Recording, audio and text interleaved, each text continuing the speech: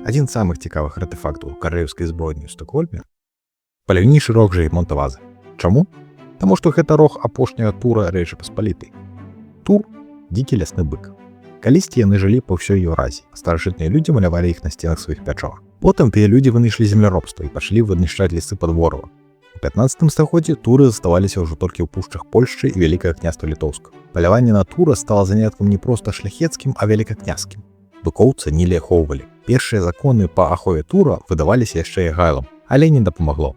У часы Жаймонта-Вазы туру заставалася пару дзесяткаў польскай Ектароўскай пушчы. Апошні з іх загінуў не падчас палявання, а ад хваробы ў 1627 годзе. І вось з яго рогу зрабілі той паляўнічы рог.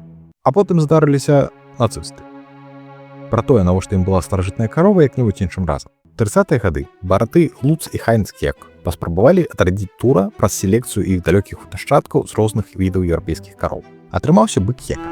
Ён не вельмі падобны на тура, але гэта самае блізкае з таго, што ёсць.